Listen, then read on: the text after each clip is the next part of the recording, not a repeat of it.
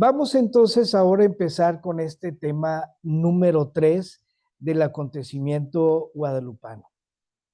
Recordemos en los dos temas anteriores, hemos estado hablando inicialmente con una introducción y entramos ya de lleno directamente al Nican Mopowa.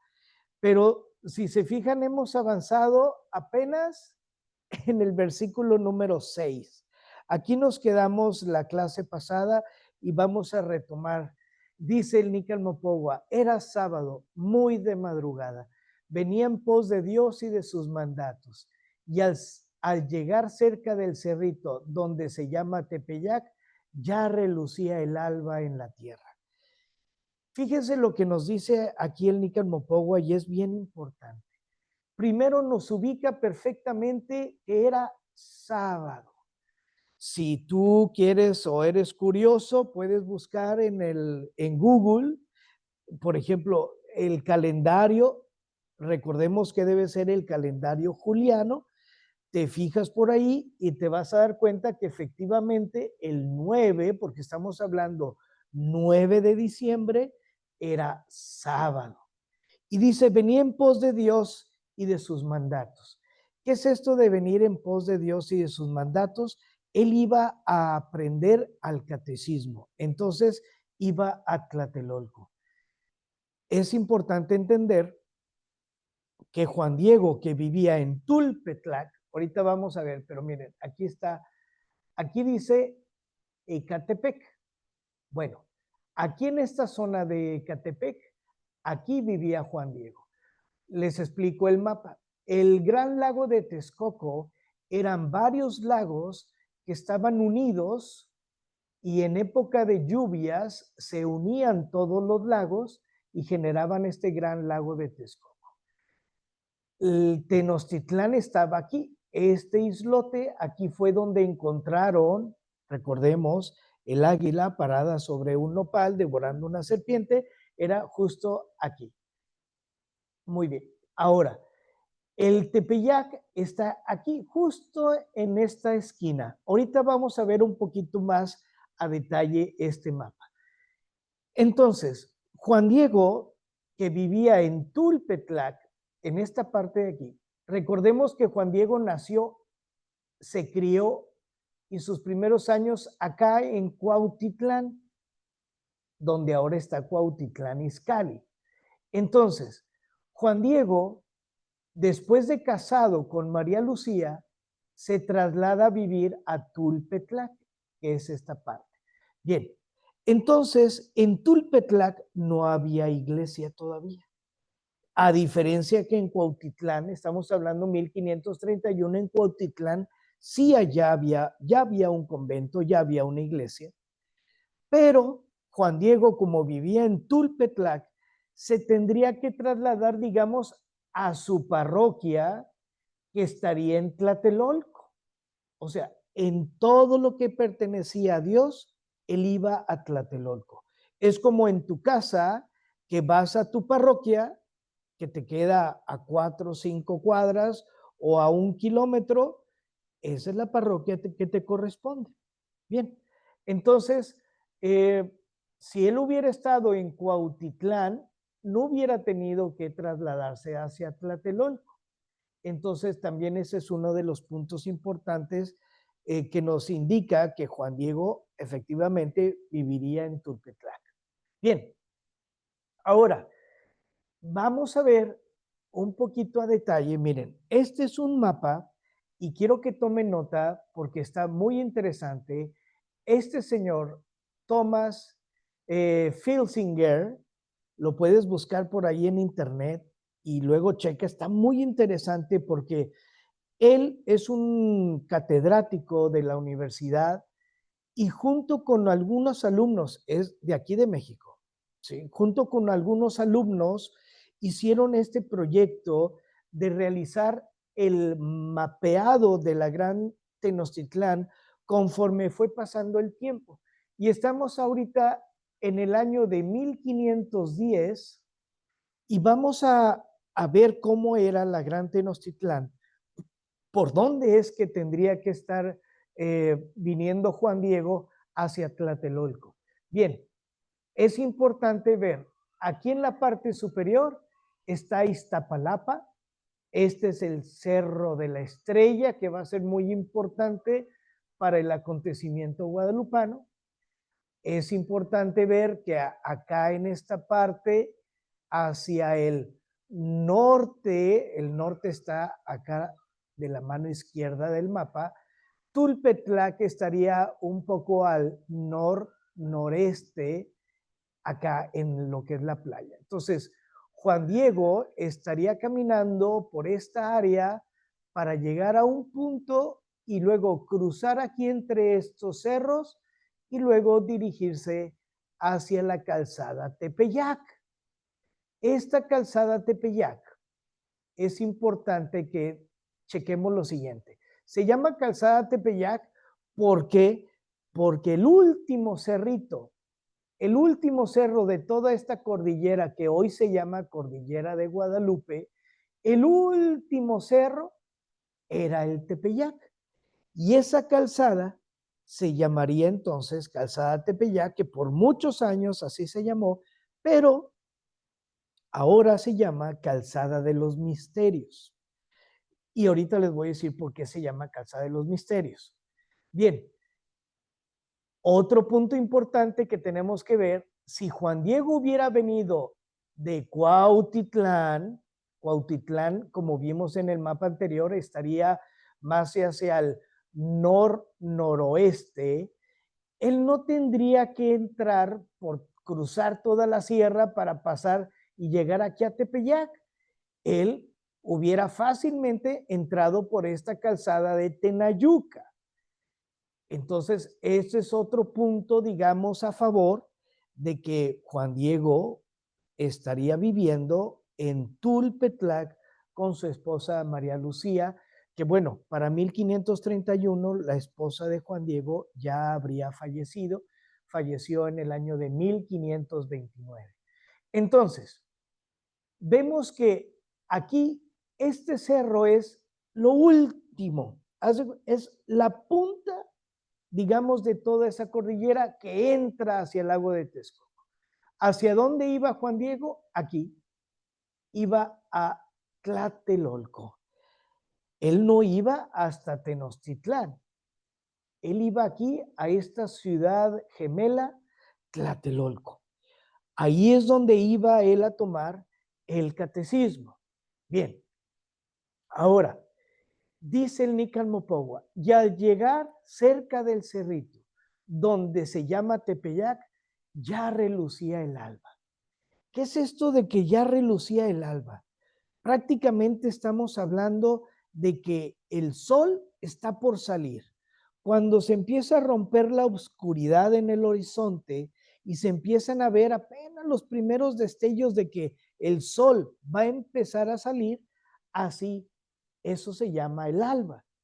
Ahora, si Juan Diego vivía, miren, aquí está, en Tulpetlac, él tendría que recorrer 13 kilómetros para llegar aquí, junto al Tepeyac. Ahora, podemos saber, aunque no nos dice la hora, podemos saber exactamente a qué horas estaba Juan Diego pasando por ahí. Si a la gente que le gusta levantarse muy temprano, ¿a qué hora salió el sol el día de hoy? O sea, salió poquitito después de las 6 de la mañana. Entonces, estamos hablando de, ya ahorita tenemos usos horarios diferentes que se tendrían en aquel entonces, y horarios de verano y todo ese asunto, ¿ok? Cuando en 1531 sale el sol, ¿sí? Está determinado que estaría saliendo el sol a las 7:30 de la mañana. Pero fíjense lo que pongo aquí. ¿A qué hora sale el sol? En el mes de diciembre, el día 22. ¿Por qué les digo esto? ¿Por qué el día 22 de diciembre? Porque es el solsticio de invierno. Recordemos que ya lo hemos mencionado en un par de ocasiones, El 12 de diciembre de 1531 era solsticio de invierno. ¿Por qué es importante que aclaremos esto? Los aztecas tenían muy preciso el tiempo, contado el tiempo. Ellos sabían que había días muy largos y ellos sabían que luego el día empezaba a perder terreno y la noche era la más larga. El solsticio de invierno significa la noche más larga y el día más corto, que inclusive para ellos era fatal. ¿Por qué era fatal? Porque el sol, su deidad, era cuando estaba más tiempo oculto, como ellos decían, en el vientre de la madre tierra, y era cuando más estaba vulnerable para perder, digamos, la guerra contra la luna. Estamos hablando de esa eterna lucha que Huitzilopochtli tendría como sol y la Coyosauhtli como la luna en esa eterna lucha. Y bueno, entonces, para ellos el solsticio de invierno era muy importante. Ahí se celebraba luego la fiesta de Panquetzalistli, que al ratito les voy a explicar. Entonces, ¿por qué ahora estoy hablando de que el solsticio de invierno es el día 22 y no el 12, como fue en 1531? Les habíamos comentado que en 1582 el Papa Gregorio cambió el calendario, ahora el calendario gregoriano, el 5 de octubre, o más bien, en lugar de amanecer 5 de octubre de 1582, amaneció 15 de octubre. O sea, le quitó 10 días al calendario. Entonces, ahora el solsticio de invierno cae el 22 de diciembre. En 1531, el solsticio de invierno era 12 de diciembre. Entonces, por eso la importancia.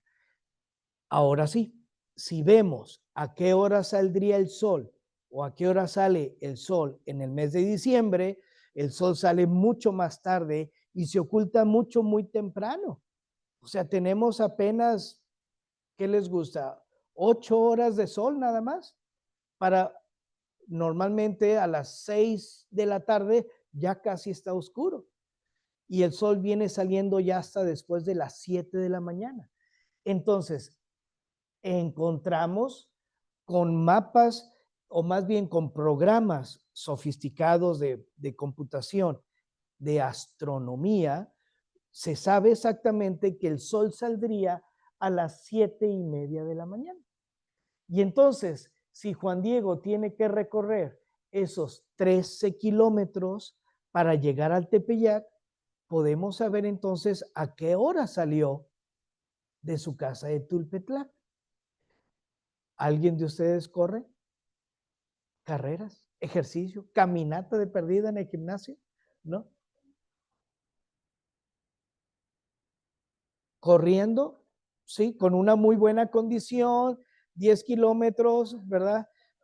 Te llevaría, te llevaría un 10K, pudiera ser hasta 1 hora y media, 1 hora y fracción, ¿verdad? Corriendo. En este caso, si tú vas caminando y como va Juan Diego con ese pasito de indio, recorrería más o menos, lo vamos a ver un poquito más a detalle, pero estaría recorriendo aproximadamente en 1 hora 25, 1 hora 30, esos 13 kilómetros. Entonces Juan Diego estaría saliendo de su casa más o menos al filo de las 5 de la mañana de Tulpetlac. Bien, entonces, llega Juan Diego ahí. Miren, este es un mapa en donde vemos la trayectoria que iba o estaría recorriendo Juan Diego.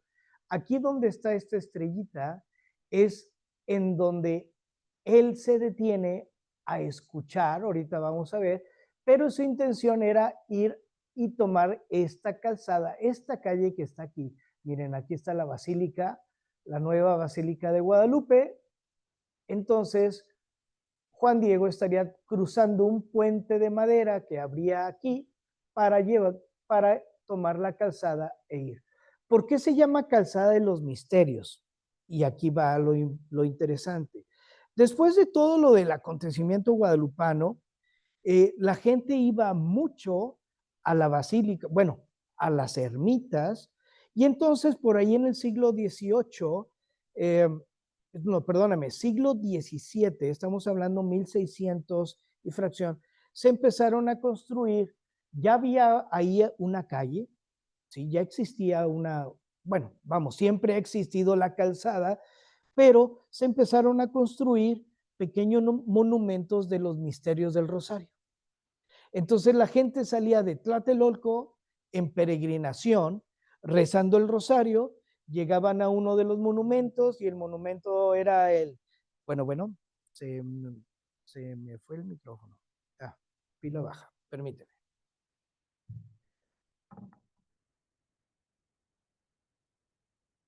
Sí, bueno, muy bien. Llegaba, por ejemplo, al monumento, el nacimiento de nuestro Señor Jesucristo, hacían la meditación, un canto y seguían en la peregrinación hasta llegar al siguiente misterio y así sucesivamente hasta que llegaban a la basílica, o bueno, a la casita sagrada, ¿verdad? Bien, entonces por eso se llama calzada de los misterios, porque eran los misterios del rosario. Bien, ahora, seguimos. Dice, y ahí escuchó cantar sobre el cerrito, era como el canto de variadas aves preciosas. Al interrumpir sus cantos, sus voces, como que el cerro le respondía. Sobremanera suaves, deleitosos, sus cantos aventajaban a los pájaros del coyotototl y del siniscan y otras aves preciosas que cantan. Fíjense lo importante aquí que hay que estar viendo entre las letras del Nicarmopowa, porque dice, allí escuchó cantar sobre el cerrito, era como el canto de variadas aves preciosas. Al decir que era como aves que cantan precioso, no significa que estaría escuchando exactamente pájaros, ¿sí? Cantar. ¿Qué estaría escuchando entonces Juan Diego? O sea, lo más hermoso que ellos tenían era el cantar de los pájaros. No sé si tú alguna vez has escuchado, sobre todo allá para el sur, cuando se ponen a cantar los pájaros. Monseñor Chávez nos decía que cuando llegan los pajareros, porque ellos tienen un día de peregrinación, y hay un montón de pájaros, dice que se oye, pero increíble, increíble de hermoso. Entonces, lo que ellos tenían así de lo más hermoso era el cantar de esos pájaros. Entonces, pero realmente, ¿qué estaba escuchando Juan Diego? Juan Diego estaría escuchando un canto celestial. Es más, recordemos cuando nació Jesús. Ustedes recuerdan, ahí en la Biblia dice, ¿verdad? La palabra de Dios, que luego se le apareció a unos pastores, unos ángeles, y les anunciaban. Qué interesante. Les anunciaban que ya había nacido el Salvador. Y luego, ¿qué sucedió? Gran cantidad de ángeles empezaron a cantar el gloria. ¿Sí recuerdan eso que dice, verdad? Entonces, fíjense lo que está sucediendo aquí ahora en México. Se empiezan a escuchar cantos celestiales. ¿Por qué? Porque nos están anunciando o le estarían anunciando la venida del Salvador, de Jesús, ahora a estas tierras de México, a estas tierras del nuevo continente que los europeos empezaban a descubrir. Qué interesante, ¿no? Ahora, dice, al interrumpir sus voces, como que el cerro les respondía sobremanera suaves, deleitosos, o sea, aventajaban, o sea, todavía más hermoso que el canto de esos pájaros. Bien, Entonces, hablemos un poquito ahorita de estos difracismos. Fíjense, habíamos hablado, Silvia nos hablaba hace unos días de estos difracismos. Hay un difracismo muy importante que se dice in Xochitl incuicatl, ¿sí? In Xochitl incuicatl. In Xochitl, ¿tienes alguna amiga que se llame Xochitl? Xochitl, ¿han escuchado el nombre de Xochitl? Bueno, significa flor, ¿sí? Xochitl significa flor y cuicatl es canto, o sea, flor y canto. Para los indígenas el flor y canto era algo, representaba la verdad de Dios, representaba cómo se, por ejemplo, es que decían, si tú agarras una flor y la arrancas de la tierra, ¿qué va a pasar con esa flor? Se va a morir. O sea, en el momento en que tú la arrancas, se muere. O sea, tú no puedes poseer las flores, pero Dios sí puede poseerlas. Y el canto aunque estuviera hermoso, fuera hermoso, tú no lo puedes poseer porque se pierde el canto. Pero ellos decían, pero Dios sí puede poseer el canto. Ah, entonces, flor y canto es lo que puede poseer Dios, lo que determinan entonces que es la verdad de Dios, la forma en la cual se comunican a través de flor y canto, la comunicación con Dios, la verdad de Dios. Y ellos tenían, fíjense, un anhelo. Todo esto lo sabemos a través de Fray Bernardino de Sahagún, que hizo un montón de entrevistas a indígenas y escribió más de 8 tomos de toda esta información. Para los indígenas, el anhelo de ellos, el anhelo era ir, digamos, a un cielo, que realmente ellos no tenían un cielo como tal, pero para ellos el anhelo era ir a Xochitlalpan, o sea, Xochitl de flor, y todo lo que sea de pan, tlán, es lugar de. Al lugar de las flores, a cortar flores para Dios, que él sí las podía poseer. Ese era el anhelo de los indígenas, cortar flores para Dios. Qué interesante, porque ya saben ustedes la historia, que cuando Juan Diego sube al cerrito, ¿qué va a hacer? Va a cortar las flores, flores que nacieron de una forma milagrosa en la parte de arriba del Tepeyac. Entonces, Santa María de Guadalupe les está cumpliendo el anhelo que ellos siempre han tenido de cortar las flores en el paraíso, en Xochitlalpan. ¿Sí? Ahora, fíjense, in Xochitl, in Cuicatl, flor y canto. Estamos iniciando el acontecimiento guadalupano con música, o sea, con canto. Ah, ¿y cómo va a terminar el acontecimiento guadalupano? Con las flores. Entonces estamos viendo que la verdad de Dios se está cumpliendo en el acontecimiento guadalupano precisamente con el canto inicialmente y termina con las flores que entrega Juan Diego. Entonces, fíjense cómo esa inculturación de todo esto que ellos tenían, su anhelo, todas esas cosas que ellos querían en un momento dado agradar a su Dios. En fin, Juan Diego entonces se siente ahí donde sus ancestros, leamos, dice, se detuvo Juan Diego, se dijo, por ventura soy digno, soy merecedor de lo que escucho, tal vez estoy soñando, quizás solamente lo veo como entre sueños. ¿Dónde estoy? ¿Dónde me veo? ¿Acaso allá donde dejaron dicho los ancianos, nuestros antepasados, nuestros abuelos? En la tierra de las flores, en la tierra del maíz, de nuestra carne, de nuestro sustento. ¿Acaso en la tierra celestial? Fíjese lo que Juan Diego está en ese momento haciéndose todas esas preguntas. ¿Dónde estoy? ¿Dónde me veo? O sea, él, él se siente indigno de estar ahí en ese momento tan maravilloso donde está escuchando esa música celestial.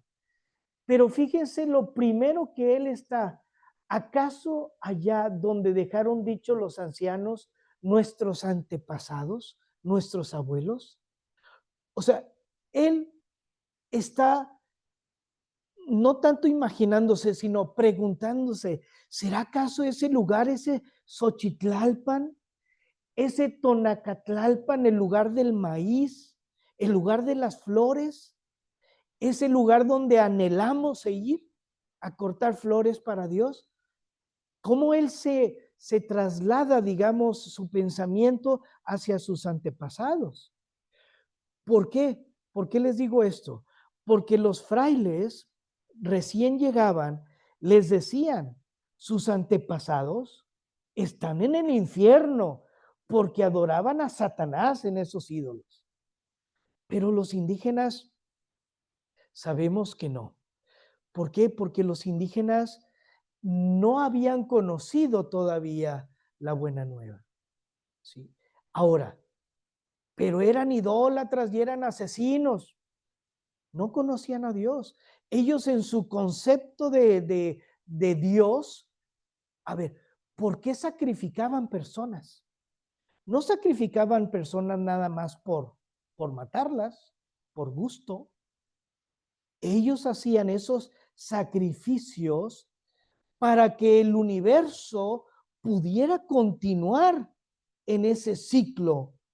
Ellos veían que el sol se ponía y se ponía rojo, y para ellos era que el dios Huitzilopochtli o el gran Tonatiuh estaba perdiendo la guerra, se estaba desangrando, y entonces tenía que recibir, como ahora diría un doctor, una transfusión de sangre.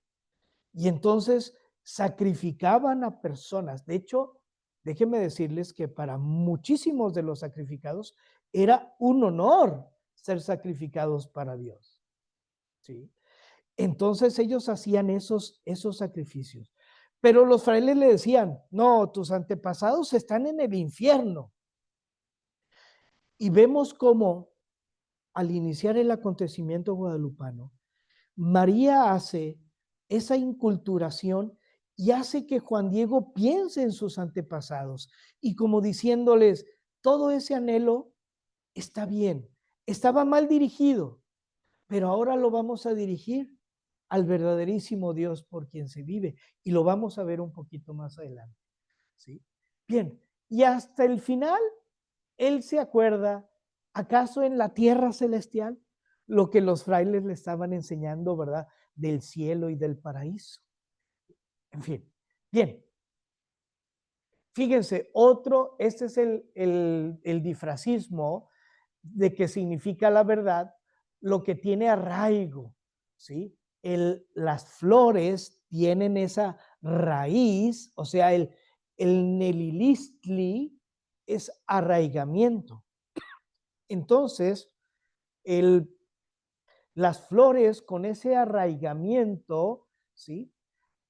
Nos dicen Xochitl Incuicatl, flor y canto. Quiero leerles esta, digamos, definición de difracismo. Dos palabras diferentes, al aparecer juntas, constituyen una tercera unidad, o sea, una tercera palabra de significado con carga metafórica y a menudo no relacionada con los significados de las dos palabras por separado. ¿Qué significa esto? Por ejemplo, te lo voy a poner muy sencillo. Si yo te digo hot dog, ¿en qué piensas? Pues, pues en un pan con salchicha y catsup, y, ¿sí? Pero son dos palabras, hot, digamos, hablando en inglés, ¿verdad? Hot de caliente y dog de perro. O sea, ¿qué tienen que ver esas dos palabras que están unidas ahora en una? ¿Sí? Eso es un difracismo. Dos palabras que se unen y te generan un tercer difracismo. Entonces, Inxochitl Incuicatl, floricanto, significa la verdad que tiene arraigo, la mejor forma de hablar con Dios. Bien, otro difracismo, y aquí va a ser bien interesante. Inatl Intepetl. Atl es agua, Tepetl es cerro. Vamos a empezar a aprender un poquito de náhuatl, vamos a empezar a aprender un poquito a leer códices. Ahorita les voy a explicar. Agua, cerro, ¿sí? Cerro y agua. Tú al ver Inatl Intepetl, significa que es una población, que es una civilización. Fíjense cómo es el pictograma de un cerro. Este es un cerro. Quiero que te fijes bien cómo este cerro tiene a los costados esos pequeños como olanes, como olancitos. Así es como los dibujaban. Mira, por ejemplo, aquí está otro cerro que tiene también esos olancitos. Pero fíjese, a diferencia de este cerro que está aquí abajo, este en la parte inferior tiene como pues algo azul, es agua. ¿Ok? Esto entonces es un cerro agua, Tepetl Atl o Inatl Intepetl, entonces es civilización. Ah, entonces, esto es un pueblo. Pero qué interesante, ¿qué animalito es el que está ahí arriba? ¿Sí? Es un saltamontes, ¿sí? Qué otro nombre lo conocemos? O bueno, ahí te va. ¿Cómo se dice saltamontes en náhuatl?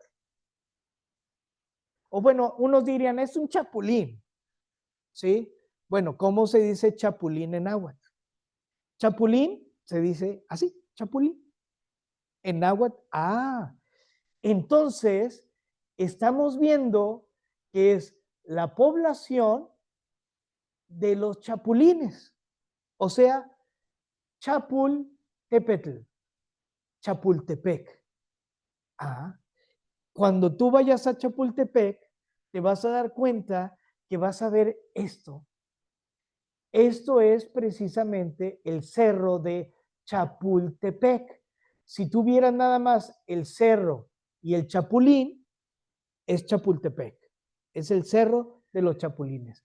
Pero ya tiene agua, entonces es la población de Chapultepec.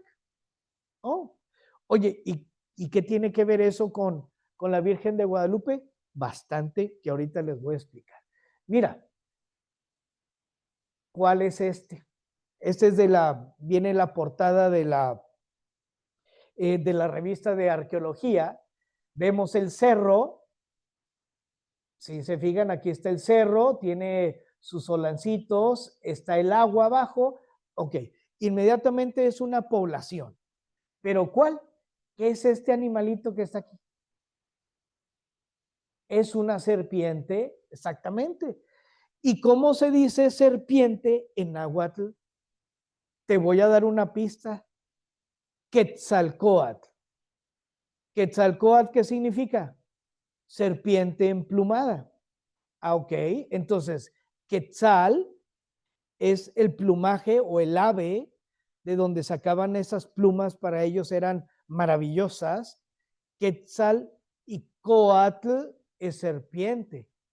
Ok, entonces, ¿cuál es esa población? Coatl, Tepetl, Coatepec.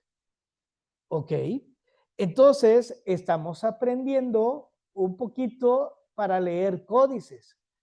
Quiero que veas ahora este cerro que está aquí. Ahorita lo voy a poner un poquito más grande, pero es más, de una vez.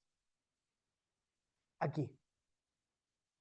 Vamos a ver, son las dos, es la misma imagen, nada más que esta imagen se tomó de una imagen de la Virgen de Guadalupe, de aquellas primeras como fotografías, pero aquí lo curioso fue que el sol, la luz del sol, le empezó a quitar los colores y se resaltaron bastante lo de las flores del vestido. Aquí vemos la original. Así es como se ve ahorita, ¿sí? Ahora, ¿qué vemos aquí? Es más, para no distraernos, ¿qué vemos aquí? Es un cerro. Fíjate cómo están estos olanes, ¿sí? Que están aquí. Aquí están los solanes. O sea, es un cerro, ¿sí? Esto es un cerro e inclusive tiene agua. Cerro y agua, que bueno, es civilización. Pero hablemos del cerro. Mira cómo tiene ojos, nariz y una boca. ¿Sí te fijas? ¿Sí? ¿Sí lo identifican? Nariz, ojos y la boca. Pero, ¿qué nariz tan grande tiene este cerro? Entonces, pudiéramos decir, es un cerro narizón o el cerro nariz. Y acá arriba, pues bueno, no hay ningún animalito, pero ¿en qué termina este cerro? Termina en una punta. ¿Ok? Entonces, es un cerro nariz, es un cerro punta.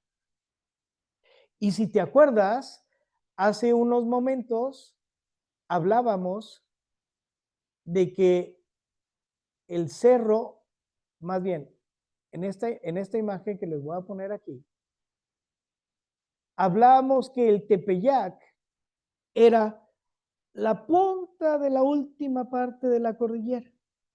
Ah, ya por ahí. Entonces, voy a adelantarle ahorita, ¿cómo se dice nariz en náhuatl? ¿Ok? Nariz en náhuatl se dice yacatl. ¿Ok? Nariz se dice yacatl.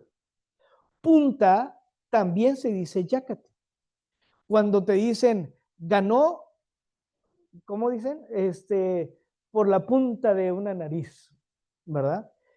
Entonces, este es un cerro punta o cerro nariz, Tepetl, Yacatl, Tepeyac. Por eso el Tepeyac se llama, ¿sí? Así, porque era lo último, la punta que entraba de la cordillera hacia el lago de Texcoco. Entonces, vemos que, es el cerro del Tepeyac. Es el cerro del Tepeyac y luego fíjate cómo tiene flores y que acabamos de decir ahorita que flores es la verdad divina. O sea, flores, déjenme explicarles primero. Las flores para los indígenas, para los mexicas, eran muy importantes porque además de ser parte de ese disfracismo de la verdad de Dios, cuando tú llevabas un mensaje, vamos a suponer que un tlatoani mandaba a su WhatsApp personal, o sea, a su WhatsApp con piernas, o sea, a su mensajero, se aprendía de memoria el mensaje, porque ellos eran muy buenos para memorizar, y luego, digamos que llegaba con el otro tlatoani, le daba el mensaje y luego le daba las flores. ¿Ok? ¿Para qué? Para indicar que el mensaje que le acababa de dar es verdadero. Entonces ya no se está cayendo en esa inculturación que llevaba Juan Diego esa noche o esa madrugada del 12 de diciembre. Llevaba flores, llevaba el mensaje que luego acompañaría con flores el 12 de diciembre. Eso es inculturación, o sea, Santa María de Guadalupe sabe exactamente cómo realizar para que luego se dé esa conversión impresionante. Entonces, vemos que el Cerro del Tepeyac está lleno de la verdad divina y fíjense que es un Oye, pero parece que tiene unas hojas, inclusive este es un botón donde aquí va a salir luego otra flor. Entonces, pareciera que es una flor cerro, es una flor corazón. ¿Y dónde está enraizado? Está en el manto. Ahorita que salgamos y que veamos la imagen de la Virgen de Guadalupe que tenemos allá afuera, te vas a dar cuenta, o ustedes allá en casa, que tengas una imagen, luego la checas, todas las flores cerro tienen su raíz en el manto, tienen su raíz, o sea, su arraigamiento, su nelilistli, en lo divino, en el cielo donde está la divinidad. Acuérdate que ellos construían pirámides, pero eran un cerro porque en el cerro estarías más cerca de Dios. Entonces, ellos entienden de que lo sucedido en el Tepeyac está arraigado en lo divino. Bien, no me voy a adelantar. Mira, esta es la original. Ok, así es como está ahorita y vemos cómo está enraizada en el manto. Bien, otro disfrazismo en Istli in Yoyotl, que significa rostro, corazón. Istli es rostro, Yoyotl, corazón. Tu rostro y tu corazón. Cuando dice, por ejemplo, vamos a ver más adelante, por eso es importante explicarlo, cuando le dice María, que no se angustie tu rostro y tu corazón. ¿Por qué dicen eso? Inistli in Yoyotl es toda tu persona, por dentro y por fuera. ¿Han escuchado ese dicho que dice, caras vemos, corazones no sabemos? O sea, por fuera puedes sonreírme y decirme que yo, pero quién sabe por dentro cómo, si me explico. Bien, entonces, cuando hablas de Inistli in Yoyotl, te estás hablando de toda la persona, por dentro y por fuera. Ahora, vamos a ver un poquito de Juan Diego, porque Juan Diego está a punto de entrar en la presencia de Dios. Y ahorita les voy a explicar.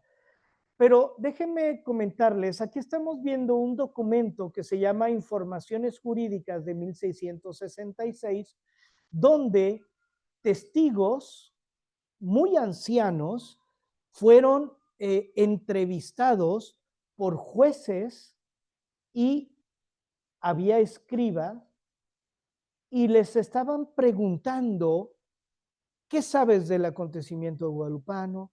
¿Qué sabes de Juan Diego? Y los viejitos empezaban, ¿por qué se hicieron estas informaciones jurídicas? Te lo voy a explicar en 30 segundos. Francisco de Siles, que era un sacerdote de la catedral, quería, como buenos mexicanos, quería hacer una fiesta exclusiva para la Virgen de Guadalupe el 12 de diciembre.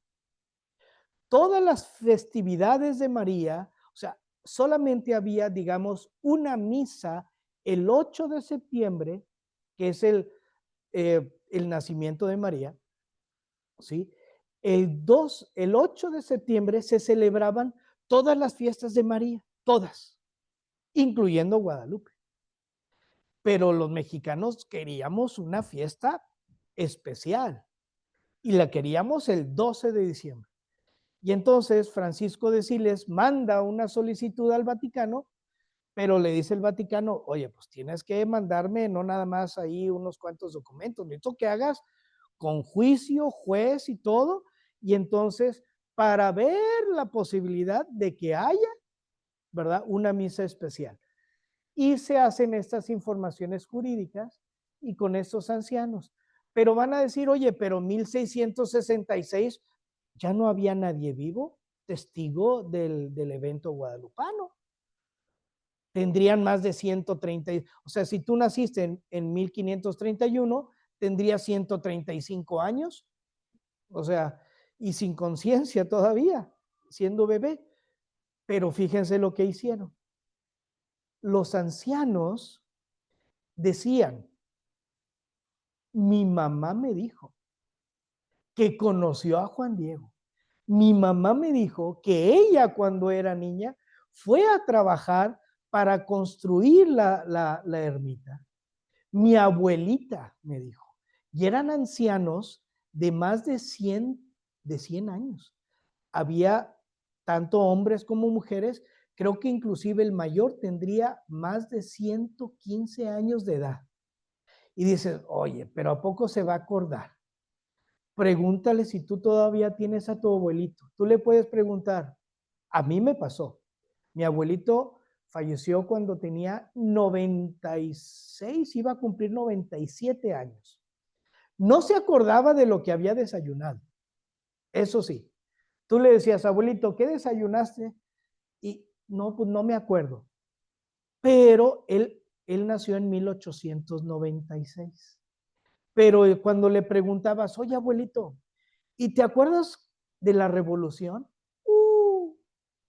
Y empezaba, y te empezaba a platicar de todos sus recuerdos de la revolución de 1910. Entonces, y te empieza a platicar, no sé si les ha pasado con sus abuelitos o con las personas, no se acuerdan de ayer, pero de muchos años te pueden platicar hasta detalles. Entonces fue que los ancianos en este juicio hacen estas informaciones jurídicas después de un montón de situaciones que sucedieron, ¿verdad? Que luego les platicaremos en alguna otra ocasión, en algún otro curso. Se logra la misa y el oficio, pero prácticamente 100 años después, ¿verdad? Estamos hablando que después de 1754, ¿verdad? Se da esa misa y oficio a la Virgen de Guadalupe. Y se celebra a Juan Diego el 9 de diciembre. ¿Por qué se celebra el 9 de diciembre? Porque Juan Diego, ese día que ahorita vamos a ver, estaría entrando al cielo. Normalmente los santos se celebran el día en que fallecen. ¿Por qué se celebra el santoral en ese día? Porque en ese día ellos fueron al cielo. ¿Ok? Entonces, Juan Diego, ese 9 de diciembre, estaría, digamos, entrando en el cielo a la presencia de María, como en un momento lo vamos a ver. Recordemos que Juan Diego se canonizó en 1990 y no se requirió un milagro de Dios por intercesión de Juan Diego, porque él tenía lo que se llama santidad inmemorial. ¿Qué es eso de santidad inmemorial? En las informaciones jurídicas, ¿sí?, que les comentaba ahorita, en estas informaciones jurídicas, hablan que Juan Diego era, le llamaban varón santo, varón santísimo, y que inclusive sus paisanos, después del acontecimiento guadalupano, iban para que pedirle intercesión ante María para que les fuera bien en sus cosechas y en sus cosas. Entonces ya veían a Juan Diego, ¿verdad? Como un varón santo, varón santísimo, eso se llama santidad inmemorial. Pero para la canonización sí se requería de un milagro. Y entonces vamos a escuchar. Déjenme ver si vamos a poderlo escuchar aquí. Voy a hacer un movimiento ahorita aquí con mis micrófonos para la gente que está viéndonos.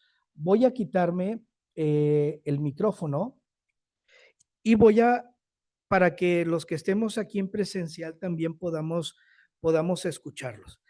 Entonces, escuchemos a Monseñor Chávez, que nos va a hablar precisamente del milagro que lleva, vamos, el milagro que hizo Dios y que llevaría a Juan Diego a los altares. Vamos a escuchar. Un momento.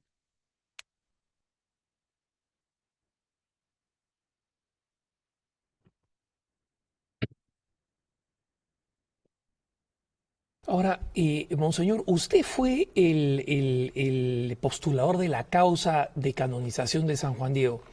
Y antes de comenzar el programa, hablando un poco de toda esta proyección al futuro que tiene la Santísima Virgen de Guadalupe, me decía que el milagro que llevó a la canonización de San Juan Diego también tiene un carácter emblemático y una lección para el cristiano de hoy. Entonces, no sé si podría explicarnos un poco cuál fue ese milagro, cuáles fueron las circunstancias y un poco la lección.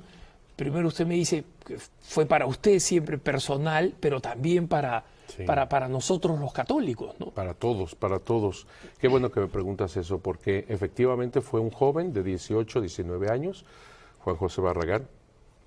Esta persona, pues, estaba en un momento muy difícil de su vida, su familia divorciada, etcétera, muy, muy complicado, y él quiso suicidarse. Fíjate qué interesante, pues, si se puede decir la palabra, pero cómo el milagro que lleva a los altares a Juan Diego es de un joven méxico-americano, un jovencito que intenta suicidarse. Es decir, lo que desgraciadamente mucho ahora vemos. Jóvenes con toda una vida por delante, llenos de plenitud, y sin embargo quieren terminar sus días de esa manera. La total falta de esperanza de un mundo que no da respuestas, pues, para... Exactamente. Quiere suicidarse, va a la cocina, su mamá también hay discusión, en fin, esto se da en México. El departamento donde estaba habitando la mamá con él es más o menos 10 metros de altura, es en un segundo piso, lo digo por lo que sigue. Entonces él quiere suicidarse, va a la cocina, agarra un cuchillo y se trata de clavar el cuchillo. La mamá llega como loca, le quita el cuchillo, pero el muchacho quiere suicidarse. Se va al balcón para lanzarse desde el balcón de su casa, desde la terracita que tienen, y alcanza la mamá a agarrarlo de las piernas. Así que está el muchacho boca abajo, la mamá agarrada de las piernas y gritando: Juan Diego, mi hijo. ¿Por qué se le ocurrió a la mamá decir Juan Diego? Porque todo esto es el 3 de mayo de 1990. La prensa en México, radio, televisión, hablaba de que Juan Pablo II llegaba a México para beatificar a Juan Diego el 6 de mayo. Así que ella tenía en mente Juan Diego porque iba a ser beatificado del 3 de mayo al 6 de mayo, o sea, unos cuantos días. Así que gritó: Juan Diego, mi hijo. La gente que pasaba por ahí veía aquel espectáculo, ¿verdad? Terrible. Incluso se acercó algún muchacho con su cuerpo, a ver si atajaba a si se zafaba. Efectivamente, mucho más joven el muchacho, se zafa de los brazos de la mamá, viene de caída de cabeza, rompe el cráneo en el cemento. El muchacho que iba medio a sostenerlo se echó para atrás instintivamente y es el testigo más cercano de que no puso ni las manos, sino que con el cráneo se estrelló en el cemento. Obviamente lo dan por muerto, la mamá baja como loca las escaleras, por situaciones estaba cerrado doble chapa en el edificio, le fue difícil abrir a la mamá, bueno, de aquí a que llega quien le abre, los vecinos ya le habían puesto una sábana al muchacho, lo daban por muerto evidentemente en un charco de sangre, hasta velador había. Llega la mamá y en eso se levanta el muchacho, sangre por todos lados, ve a la mamá, reconoce a la mamá y le dice: mamá, qué golpazo me di. Dijo otra palabra más mexicana y más, ¿no? Pero no la puedo decir, pero está en el expediente: qué golpazo me di. Los doctores después que analizan con rayos X y ven que está roto el cráneo, el líquido encefalorraquídeo está fuera, los doctores que nos están viendo allá en su casa seguramente captan que esto es imposible. Así es imposible que el muchacho todavía se levante, reconozca a la mamá y todavía esté con una fuerza, porque no se dejaba meter a la ambulancia que llegó. Total, lo llevan a la ambulancia, lo llevan al sanatorio y en el sanatorio lo atiende el doctor Juan Homero Hernández Illescas. Trata de inyectarle un sedante, no se deja el muchacho, total. Al final ya lo calman, lo dejan ahí, analizan los doctores qué pasó y simplemente están sorprendidos de cómo es posible que todo este muchacho viva. Lo dejan así, le dicen a la mamá, lo vamos a dejar solamente con oxígeno. Eso fue el 3 de mayo. El 6 de mayo, el Santo Padre Juan Pablo II está beatificando a Juan Diego y en la Basílica de Guadalupe. Y en el momento de la consagración, cuando alza la sagrada forma, nosotros lo sabemos porque tenemos el video y tenemos los minutos y segundos de lo que transcurre, en el hospital el muchacho se levanta. Tiene hambre, pues nada más lo tenían a base de suero, tiene hambre, ve comida que le habían llevado a un enfermo a un lado, que estaba dormido. Entonces el muchacho dijo, vénganos tu reino, ¿verdad? Juan José. Empieza a comer y pasa a la enfermera, lo ve, corre por el doctor y le dice, doctor, doctor, su cadáver está comiendo, ¿verdad? Y dice, ¿qué estás diciendo? Que estás como loca. No, su muerto está comiendo. Ahí van corriendo los dos, me dice Juan José, porque nos entrevistamos por supuesto, y me dice que vio la cara de la enfermera y del doctor de tal manera que él pensaba que estaban enojados porque le estaba robando la comida del de al lado. Y entonces, claro, la sorpresa, analizan al muchacho y ven que todo el cráneo está soldado, que las venas, las arterias en su lugar. Esto es imposible. Pues ahí está.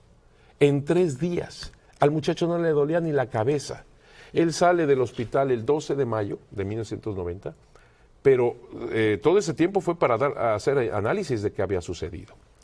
Este es el milagro que hace Dios, porque todos los milagros vienen de Dios, a través del candidato a los altares que es Juan Diego. Que es muy importante la canonización, ¿por qué? Porque la aparición de la Virgen de Guadalupe no es dogma de fe, como la aparición en Fátima, como en Lourdes, no es dogma de fe. Pero en la canonización de cualquier santo, pero en este caso estamos hablando de Juan Diego, va implícito el dogma de la infalibilidad del Papa. Efectivamente. El es Papa, muy importante. Así es. El Papa involucra. Pues muy bien. ¿Qué les pareció? ¿Habían escuchado antes esa historia? Bien, fíjense lo que les voy a comentar. En un ratito más, les voy a pasar el documento del resumen de este tema y ahí van a ver 2 videos. Les voy a poner la liga de este video que acabamos de ver de Monseñor Chávez y luego va a haber otra liga en donde él está explicando toda la cuestión de las radiografías. Ahí vas a ver las radiografías, ¿sí?, de Juan José Barragán y donde se ve el cráneo, así como él dice, o sea, fracturado, toda la base del cráneo, totalmente fracturada, ¿sí? Inclusive, se los comento, hubo análisis de científicos, el impacto en el cemento, ¿sí?, fue de más de 10 toneladas de fuerza. Es como si un elefante te pisara el cuello y se pusiera en una pata sobre ti. Esa es la fuerza del impacto, para que se den entonces en un momento dado cuenta. Viene la beatificación el 31 de julio del 2002. No tenemos tiempo ahorita de ver. Les vamos a mandar la liga para que ustedes vean.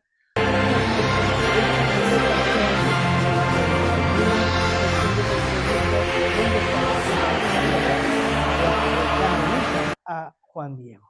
Bien, seguimos. Y dice, hacia allá estaba mirando, hacia lo alto del cerrillo, hacia donde sale el sol, hacia allá de donde procedía el precioso canto celestial. Y cuando cesó de pronto el canto, cuando dejó de escucharse, entonces oyó que le llamaban de arriba del cerrillo y le decían, Juanzin, Juan Diegotzin. El canto celestial se detiene. Hay un silencio y María desde arriba le habla a Juan Diego. Interesante, porque hemos escuchado que dicen Juan Dieguito, que así le llamó. Aquí estamos viendo la terminación sin en náhuatl. Cuando tú tenías ya, digamos, más de 52 años, ya eras digno, porque ya habías vivido un siglo azteca, que eran 52 años. Era como ahorita, por ejemplo, una señora mayor, ¿cómo le dices? Doña Lupita, ¿sí? Ese doña, ¿sí? O don José, o don Pepito, ese don no se lo dices a cualquiera. Se lo dices a una persona que ya tiene, vamos, es digna de ser llamada de esa manera, y el sin, o más bien el hito, ita, es de cariño, ¿sí? Pero también de mucho respeto.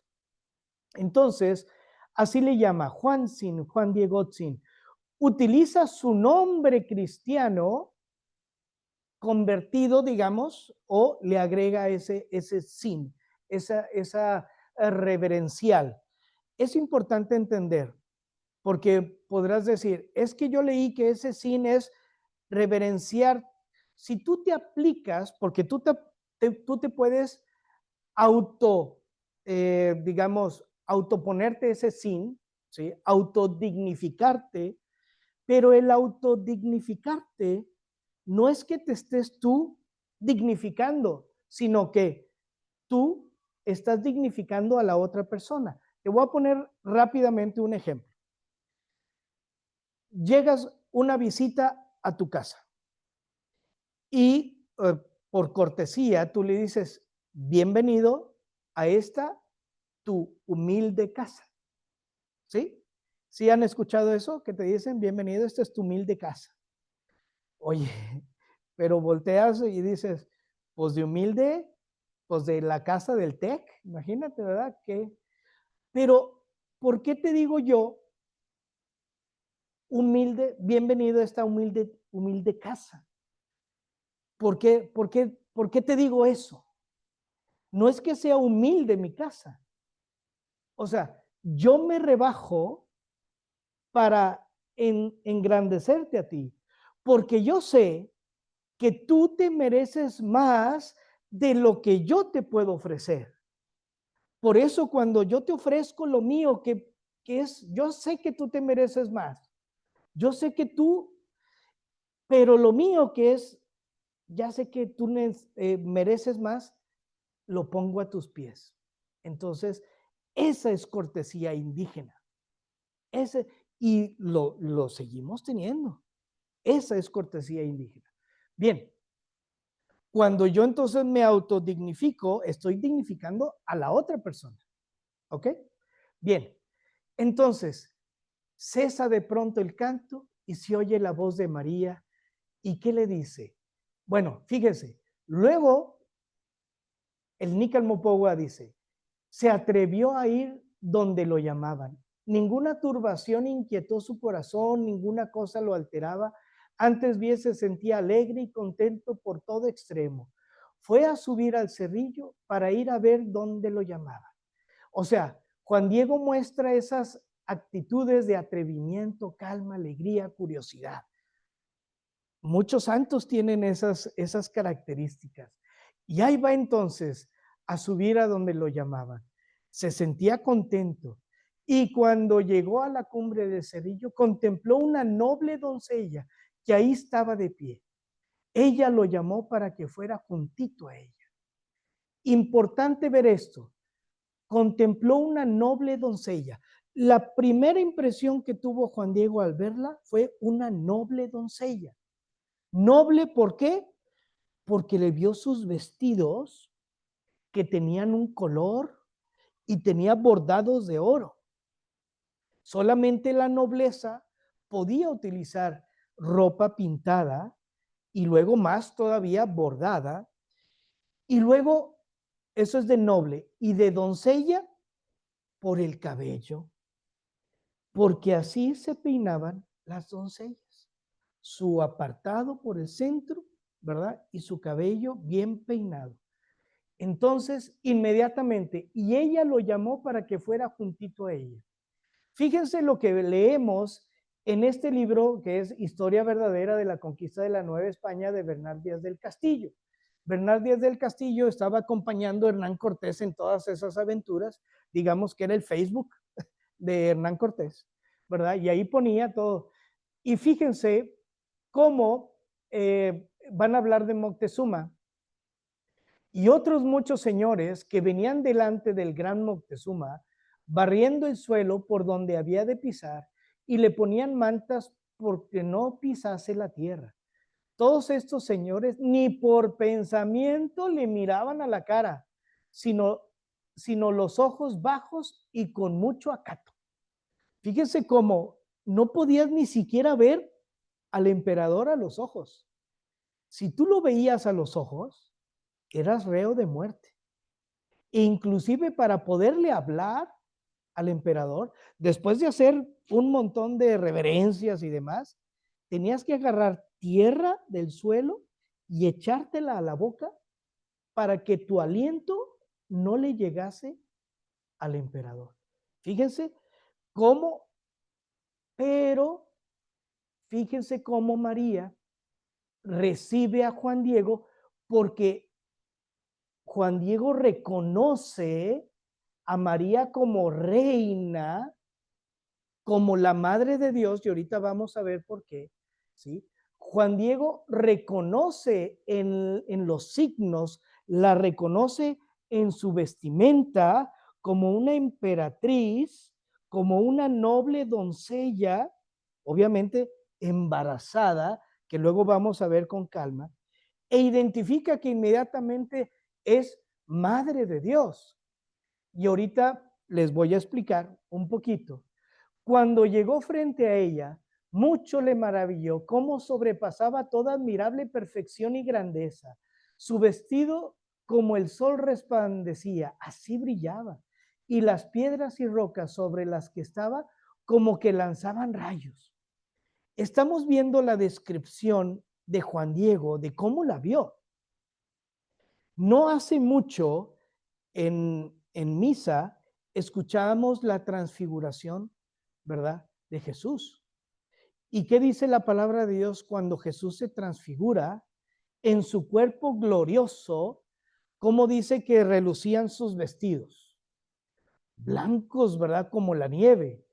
Y su rostro resplandecía como el sol. Y fíjate, ¿qué está viendo Juan Diego? Frente a ella, mucho le maravilló su admirable perfección y grandeza, y su vestido como el sol resplandecía. O sea, ¿qué está viendo Juan Diego? Como vieron Pedro, Juan y Santiago a Jesús en ese monte cuando se transfiguró frente a ellos. Juan Diego está viendo el cuerpo transfigurado, el cuerpo glorioso de María. Fíjense qué interesante. ¿Qué podemos decir de los dogmas marianos? ¿Sí? Acuérdense, hay 4 dogmas de María, que ahorita vamos a hablar muy rápidamente de ellos. Pero uno de ellos es la asunción de María en cuerpo y alma al cielo.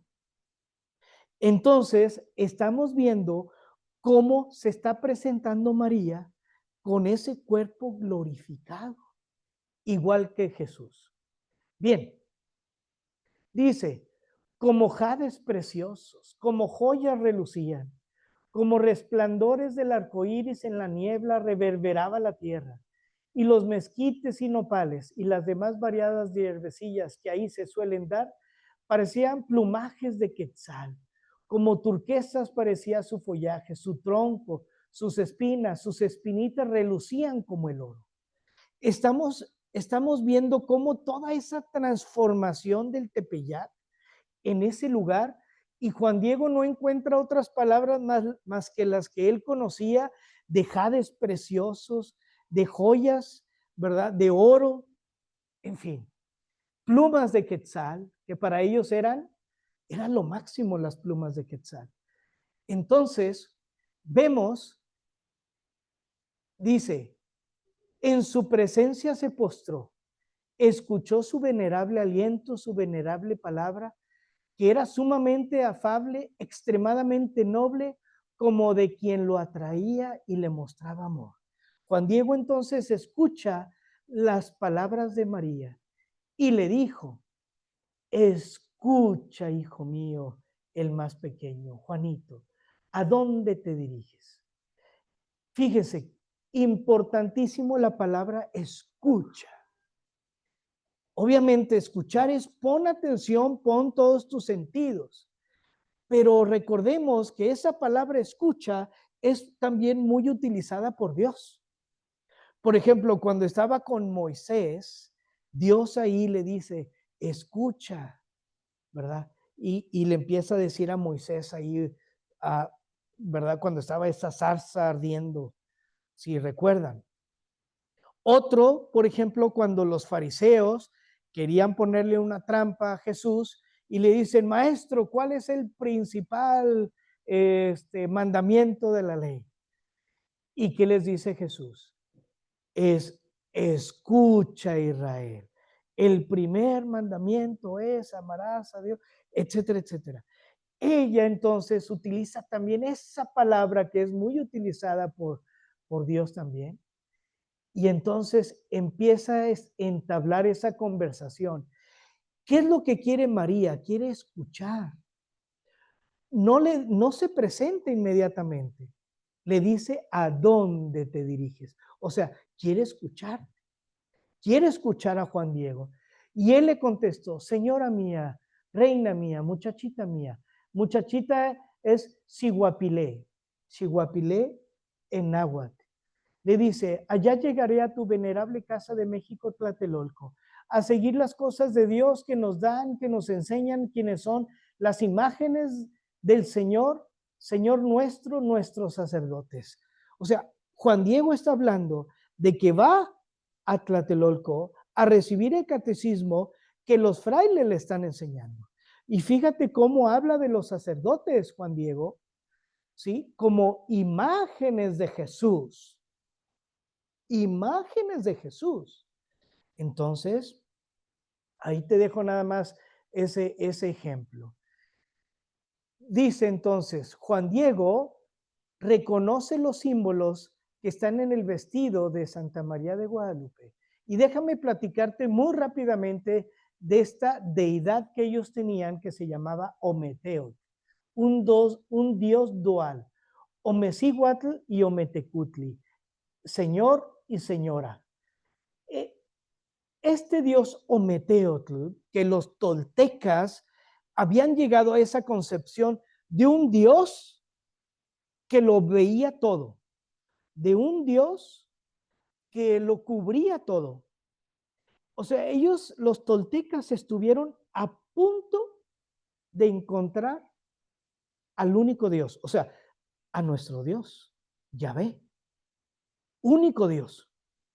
Pero le fallaron tantito porque luego decían, bueno, es que Ometeotl luego creó otros dioses y ahí ya se salieron por la tangente. Pero estuvieron a punto. Y ellos tenían estos, no son nombres, sino títulos que le decían a Ometeotl. Moyocoyatzin, que significa el inventor de sí mismo, Inteyocoyani, creador de las personas, y Nilicahuin Tlactipaqui, que es dueño del cielo y de la tierra, Intloquenahuaque, que era dueño de la cercanía y de la inmediación, y Nimpalmenohuani, que es dador de vida o aquel por quien se vive. Estos títulos que ellos conocían, fíjate cómo los va a tomar María. Pero de estos 5, uno no lo toma. ¿Cuál crees que sea? A ver, Dios, Jesús, ¿es aquel por quien vivimos? Sí. ¿Jesús es dueño del ser, de lo cerca y de lo lejos? Sí. ¿Jesús es dueño del cielo y de la tierra? Sí. ¿Jesús es el creador de las personas? ¿Dios es el creador de las personas? Sí. ¿Dios es el inventor de sí mismo? Aquí viene una pregunta. ¿Dios se inventó a sí mismo? No. ¿Desde cuándo existe Dios? Desde siempre. Él es el alfa y el omega. Y entonces fíjate cómo María, sabiendo que ella se presenta y se dice, enseguida así le habla ella y le descubre su preciosa voluntad. Le dice, sábelo, ten por cierto, hijo mío, el más pequeño, que yo soy la perfecta, siempre virgen, Santa María, Ininansin inhuelnelitiotl Dios, inimpalmenowani, inteyocoyane, intloquenahuaque, inilicagua tlaquepaque. O sea, ella toma esos títulos que ellos conocían, que le daban a ese Ometeotl, y le dice, no, no es tu Ometeotl. Al Teotl Dios, al Dios que te están enseñando los frailes, a Dios que es mi Hijo Jesús, ¿sí? Dice, sábelo ten por cierto, hijo mío, el más pequeño, que yo soy, en verdad, la perfecta siempre Virgen, Santa María, que tengo el honor y la dicha de ser madre del verdaderísimo Dios por quien se vive, el creador de las personas, el dueño de la cercanía y de la mediación, el dueño del cielo y de la tierra. Eso es inculturación. Ella toma entonces esos títulos y se los aplica. Es como hacer una purificación. Quita lo que no es y lo que es bueno lo aplica a su Hijo Jesús. Y con esto vamos a terminar. Vamos a hablar de los dogmas marianos en este pequeño párrafo. Y vemos cómo está el primer dogma de María. Un dogma es una verdad revelada por Dios a través de la palabra de Dios o a través inclusive de la tradición de la iglesia. ¿Sí? Pero es una verdad revelada. No hay de otra. Como católicos, cristianos, romanos, apostólicos, ¿sí? Debemos de creer. ¿Tú crees María es madre de Dios? Sí. Fue declarado este dogma en el año de 431 de nuestra era. Surgió a raíz de una situación donde unos decían, no, es que Jesús, no, María era madre de la carne de Jesús, pero no de Dios, porque Dios no tiene principio, no tiene fin, entonces Dios no puede tener una madre. Entonces se juntaron todos los obispos en ese concilio de Éfeso y dijeron, a ver, vámonos a poner de acuerdo. Y entonces dijeron, no, Jesús es Dios y hombre en una sola persona. Eso se llama unión hipostática. No es que tuviera dos personalidades, es una persona que es Dios y hombre. Entonces, y Jesús nació de María, por lo tanto, María es madre de Dios. Y así fue declarado. Luego, fíjate cómo ella dice, siempre virgen. Otro de los dogmas declarado en el año 553, donde María se mantuvo virgen antes, durante y después del parto. ¿Qué significa siempre? Siempre, ayer, hoy y mañana también. Entonces, fíjense cómo ella dice, ahora, la Inmaculada Concepción, porque dice, yo soy en verdad la perfecta.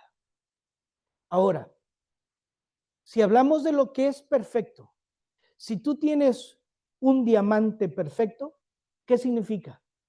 Que es puro, que no tiene error. Algo que está perfecto es que está sin mancha. Entonces, esa es la Inmaculada Concepción. ¿Ok? Que inclusive, si ustedes ven, se declaró 300 años después del acontecimiento guadalupano, pero ella ya lo está incluyendo. E inclusive luego vemos lo de la Asunción de María, declarado en 1950, que también veremos en su momento un poco más adelante cómo se ve perfectamente. Por ahí hay un quinto dogma que se está trabajando, no lo vamos a ver, quizá tus nietos en unos 100 años pudiera darse ese quinto dogma de María, pero déjame decirte que ya está en la imagen, ese quinto posiblemente dogma. Pero bueno, eso lo dejamos para luego ya platicar acá entre nosotros. Muy bien, mucho quiero, mucho deseo que aquí me levanten mi casita sagrada. Así es lo que le dice Juan Diego. Esa es la misión de María, que le levanten una casita sagrada. ¿Para qué quiere María una casita sagrada? ¿Para qué quiere un templo María? Bueno, pues eso lo vamos a ver la próxima semana. ¿Ok? Entonces, hasta aquí la clase de hoy. No sé si tengan alguna duda, alguna pregunta. Al ratito les voy a mandar, por favor, para que la gente que no esté en el chat, ahorita en el chat de aquí del Zoom, por favor, pongan sus datos para que los agreguen al chat y les puedan enviar entonces los documentos que normalmente estamos enviando cada semana. Bien, ¿hay alguna pregunta, alguna duda? Los que tengan preguntas también vía virtual, lo pueden por ahí y Lucila nos podrá decir en un momento dado la pregunta y poderla contestar aquí en vivo. Muy bien. ¿Algo por ahí? ¿No? ¿Nada? Perfecto. Maite, ¿qué tenemos para el día de hoy en avisos? Muy bien. Ay, cuidado. Muy bien. Te paso el micrófono. Sí. Bien. Los dos. Muy bien. Bueno, buenas tardes a todas otra vez. Pues yo creo que primero comenzaríamos con el testimonio de Ale, Marcela, perdón. Ah, bueno, sí, no, no tan mal. ¿Quién se llevó la Virgen Peregrina? ¿Si gustas pasar? Sí, para el micro. Sí, por el micro. Es voluntario, ¿eh?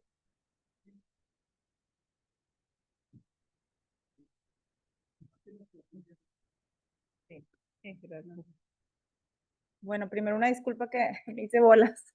Como vengo martes, miércoles y jueves a las 12 y a la 1 pensé que era la 1 y por eso llegué tarde y llegó tarde la Virgen también. Pero bueno, rapidito, fue una emoción como ese día les dije, no, a ver, que me haya escogido para irse conmigo y lo primero que pensé cuando iba de camino a la casa era compartirla con personas que tengo con necesidades muy específicas cerca de mí. La primera fue, bueno, estuvo en mi círculo al día siguiente, la llevé a mi círculo y hay un papá, como saben, aquí de kinder que tiene ahorita cáncer, está justo en eso, pues en esa lucha. Se la presté a ellos para que estuviera un día con ellos. Les comenté lo especial que era. Les dije, pues yo sé que María está con ustedes, pero este tiene algo especial, digamos, ¿no? Entonces se la compartí a ellos, a una familia de un amigo que tienen pues ya casi todo el año sin trabajo, otro tipo de necesidad, pero pues que también, ¿verdad? Ni mi amiga ni él tienen trabajo, o sea, los dos, entonces se las dejé también un día. Y una amiga que está embarazada, pero ya más de 40 años, está un poquito ahí riesgoso su embarazo. Entonces esas tres personas como que pensé en ellas para prestárselas un día, simplemente, ¿no? Y fue eso, siempre que me toca una Virgen Peregrina, como que está en mi casa y le pongo ahí su lugar y estamos las niñas ahí con ella rezando y yo y mi marido, pero ahora sentí la necesidad como de compartirla y dije, bueno, ahorita no me la quedo, quisiera más estarla viendo toda la semana, los 7 días aquí, pero sentí esa pequeña necesidad como de compartirla con esas personas, ¿no? Y así fue, pues muy agradecida a mis amigos que se las presté. Y pues bueno, como conclusión, el caso más rápido que el papá que tiene cáncer ahorita está en los estudios para ver si es ya candidato a trasplante. Salieron allá resultados, me decía la mamá, y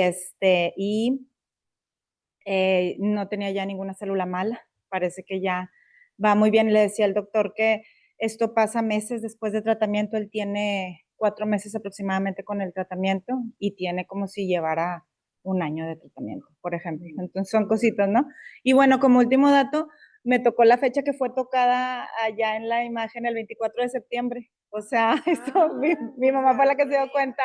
Dijo, hoy estuvo allá hace 8 años. Y yo, ay, sí es cierto, porque fue el 20 algo que me leyó y ahí tiene el 24 fue que.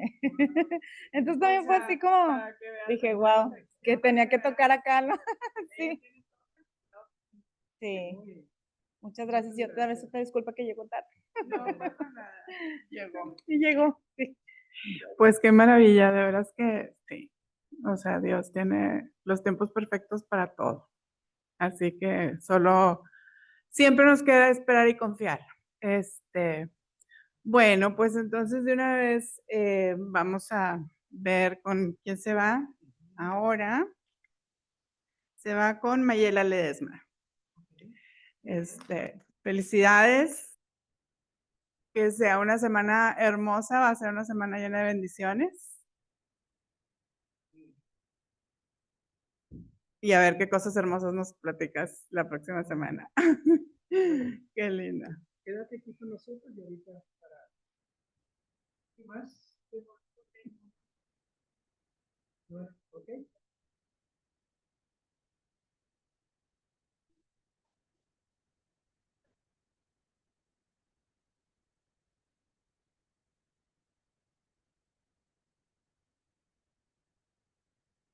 Ajá. Bueno, muy bien. Buena pregunta.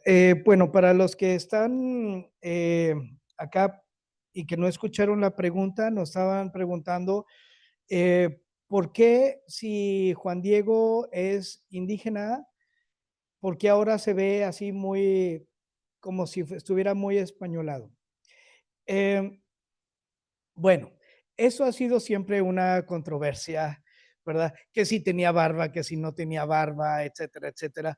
Vamos a ver la próxima semana un documento precisamente donde vemos la imagen de Juan Diego de personas que inclusive lo conocieron y lo dibujaron. Y lo dibujaron con una barbita, con barbitas. Entonces, en esas imágenes que vemos a Juan Diego o la oficial de Juan Diego, ¿verdad? Yo me he puesto a analizarla y no es que se le vea barba, la sombra hace como si tuviera barba y se ve así como muy, pero cuando te pones a analizar bien la imagen, realmente nada más tiene la barba como muy clásica de aquí de México, ¿verdad? Así del puro candadito aquí y muy, muy sencilla, ¿verdad? Entonces, también por ahí decían, pues imagínate, cuando hacen las estampas de la Madre Teresa de Calcuta, dice Monseñor, pues le dieron una planchadita, porque pues vemos siempre ¿verdad? La Madre Teresa, pues bien arrugadita, ¿verdad? Pues ya la edad y todo eso, y en su imagen, en su estampa, pues está muy, ¿verdad? Uno que otro rasgo, ¿verdad? De edad, pero son formas, ¿no? Son formas pero hubo mucho eso de las barbas de Juan Diego, ¿verdad? Pero sí hay códices, sí hay dibujos donde hay indígenas con barbas, ¿ok? Entonces sí es normal, vamos, que pudiera tener, ¿verdad? Barbas. Muy bien. ¿Quién más?